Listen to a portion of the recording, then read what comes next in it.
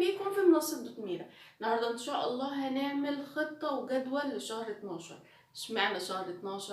لان تقريبا كده هيبقى فاضل شهر على الامتحانات، فطريقة مذاكرتنا والخطة بتاعتنا والجدول بتاعنا لازم يكون مختلف عن طريقة مذاكرتنا قبل كده، لان لو ما عملناش كده لا قدر الله مش هنقدر نجيب تقدير.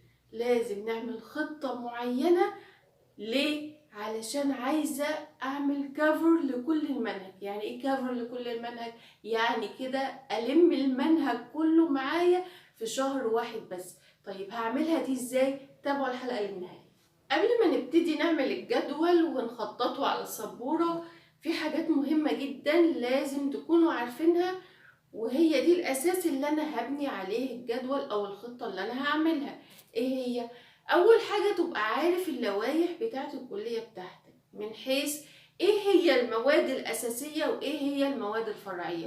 ليه يا دكتور؟ لان المواد الاساسية غير المواد الفرعية. المواد الاساسية بيبقى عليها مجموع كبير جدا، بيبقى لها قسم نظري وقسم عملي، لكن المواد الفرعية طبعا مهمة ولازم تنجح فيها، ولكن لما نيجي نقارنها بالمواد الأساسية فلازم نضرب لها تعظيم سلام.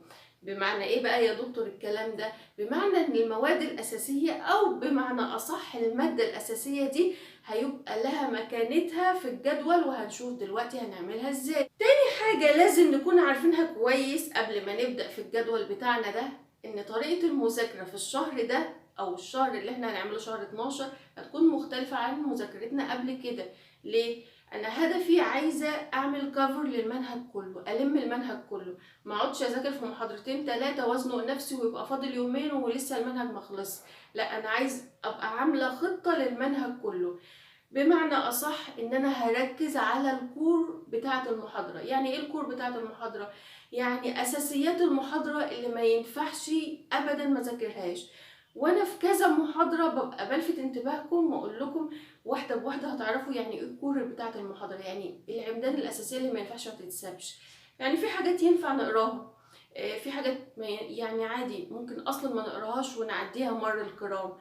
فاللي متابع معايا الحلقات هيعرف يعني ايه الكور بتاعه المحاضره، الاساس بتاع المحاضره. هو ده اللي انا هشتغل عليه، هو ده بقى اللي انا هقعد اذاكر فيه كويس جدا. لكن بقى اقعد امسك في انترودكشن وحاجات كده، يعني حاجات فرعيه ملهاش لازمه، واقعد اترجم واحفظ فيها، ليه؟ ما بقاش في وقت الا انا اقعد اذاكر في حاجات ما هيش لها لازمه. تالت حاجه لازم اكون عارفها واعملها علشان اقدر بقى انفذ الخطوه اللي بعد كده، اللي هي ان انا اجهز الجدول بتاعي، اعمل ليست لكل العناوين بتاعت محاضراتي. يعني ايه يا دكتور؟ يعني مثلا ماده اساسيات التمريض طبعا هنعملها في كل المواد، حتى الفرعيه، حتى الفرعيه طبعا.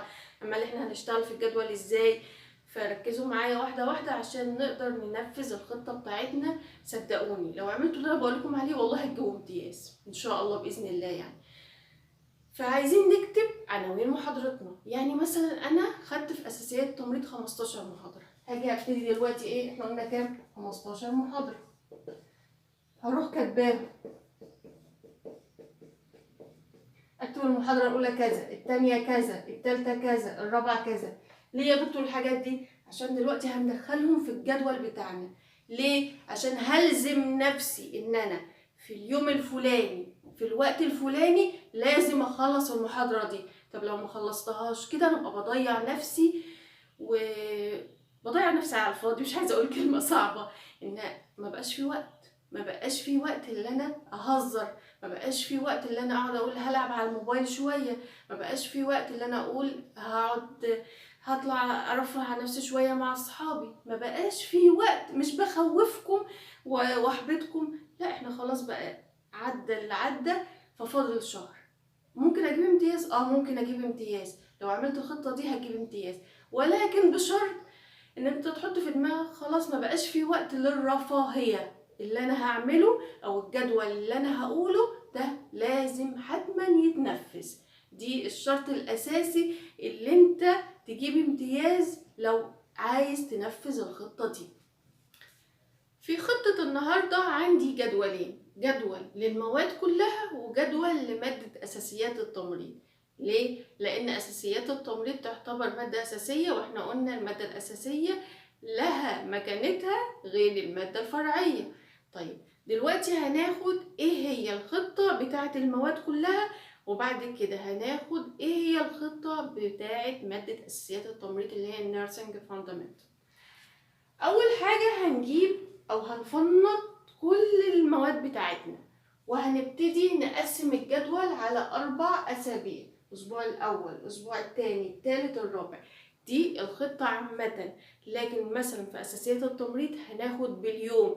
أنا مثلا يوم 4/12 عملت إيه. فأول جدول هناخد الخطة عامة إحنا هنمشي إزاي. بعد كده هناخد بقى بالتفصيل باليوم وبالساعة. يبقى أول حاجة في الجدول هناخد المواد بتاعتنا كلها.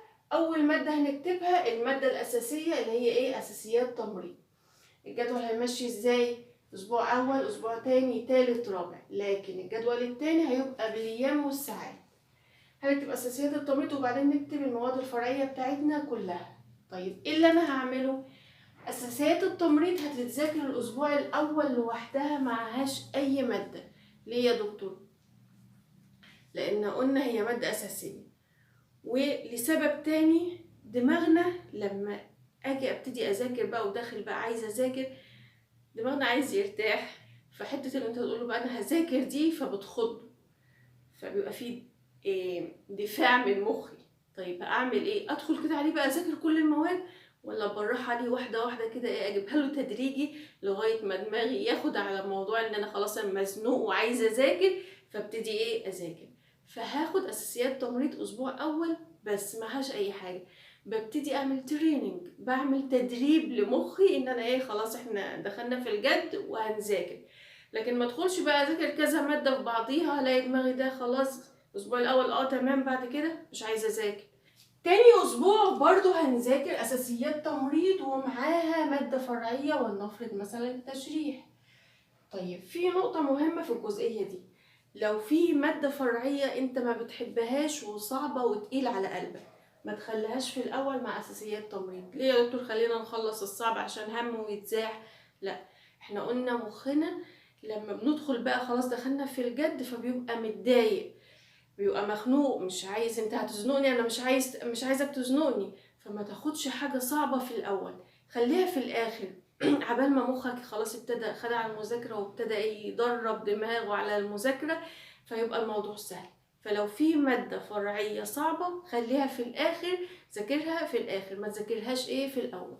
يبقى الاسبوع التاني هنذاكر اساسيات تمريض، وهنضيف معاها هنضيف معاها ماده التشريح او الماده الأقرب إلى قلبك.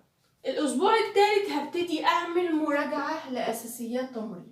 معنى كده إن أنا مطالبة إن أنا أخلص أساسيات تمريض في أسبوعين 2، يعني 15 يوم.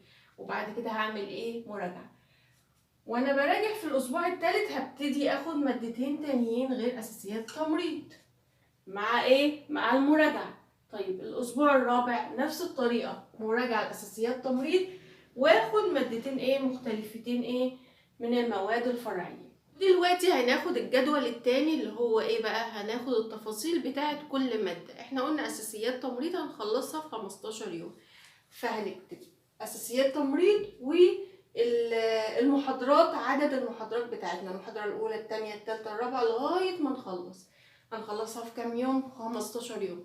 طيب يا دكتور لو أنا مثلا ما خدتش 15 محاضرة، خدت مثلا 12 13، هيبقى برضو 12 او 13 او 13 يوم، وباقي الايام هنخليها للمواد الفرعية مع المراجعة زي ما احنا متفقين. يبقى المحاضرة الاولى هنخلصها في يوم صعب يا دكتور. لا، ما احنا ننسى بقى كلمة صعب دي. لو انت عايز تجيب امتياز لازم تتعب. طب ما انا لسه بروح الكليه ولسه في ديوتيز عليا ولسه في حاجات كتيره، فما فيش وقت. لا، لو انت عايز يبقى في وقت هيبقى في وقت. هناخد بقى من راحتنا شويه، يعني بلاش لعب على التليفون. في حاجات، في رفاهيات كده نبتدي نشيلها عشان نبتدي نذاكر. لو انت عايز تجيب امتياز فهتلزم نفسك اللي انا كل محاضره في اساسيات تمريض هخلصها في يوم، لازم اخلصها في يوم. صعب؟ لا مش صعب. مش صعب صدقوني، انا عن نفسي وانا في الكلية عملتها وعادي الموضوع هيمشي. محتاج وقت ومحتاج إرادة واجاهد نفسي ان انا خلاص ما بقاش في وقت للعب، فلازم كده كده لازم اذاكر لو انا عايز اجيب امتياز. فكل محاضرة هتخلص كل محاضرة هتخلص في يوم من اساسيات التمريض. طيب المواد الفرعية هنعمل نفس الطريقة، هنعمل نفس الجدول، ونلزم نفسنا بالوقت واليوم اللي انا حددته. يعني انا في اول يوم مثلا احنا هنبدأ من يوم 5/12، تمام؟ فاول محاضرة، فانا خلصت اول محاضرة هبتدي اعمل صح، ما خلصتهاش عاملة غلط فهتتراكم عليا، وانا مش عايزاكم توصلوا لمرحلة ما خلصتهاش. الزم نفسك. احنا كلنا بني ادمين وكلنا عندنا ارادة. هو اللي بيجيب امتياز احسن مني؟ لا. وحاجة مهمة جدا بقى عشان نقدر ننفذ الجدول بتاعنا، ان انتوا تحطوا قاعدة كده في دماغكم ان ربنا ما بيضيعش تعب حد. اقسم بالله اقسم بالله اقسم بالله، على قد ما هتتعب وهتيجي على نفسك ربنا هيديك. مفيش حد يا جماعة بيجيله اي حاجة كده بالساهل. على قد تعبك وسهرك وجهدك، وان انت مراعي ظروف اهلك، ومراعي ان انا لازم انجح ولازم اتفوق. انا بحب جدا الطالب اللي هو لا انا مش موضوع انجح بس، لا انا عايزه ابقى حاجه، عايز ابقى متميز، عايز اطلع الاول. ما بحبش الطالب اللي انا عايزه اعدي والسلام. ايه السلام دي؟ لا انا عايزه حد كده عارفين شعور كده التفوق شعور جميل جدا جدا والله، بينسيك اي حاجة بعد كده. فليه اعدي والسلام؟ ليه ما اجيبش كده امتياز وابقى جايب ترتيب في الكلية؟ بجد احساس بقى شعورك اللي انت طلعت الاول ولا التاني ولا حتى التالت او حتى من ال10 الاوائل، شعور جميل جدا. يستاهل ان انت تسهر وتتعب وتيجي على نفسك. حط في دماغك ربنا ما بيضيعش تعب حد. اللي انت هتعمله وتعبك وجهدك ده كله في يوم من الايام ربنا هيديك اكتر من اللي انت متوقع. فاعملوا اللي عليكم وتعالوا على نفسكم، وهو شهر وهيعدي ان شاء الله، وان شاء الله تجيبوا كل اللي نفسكم فيه، وربنا معاكم يا رب.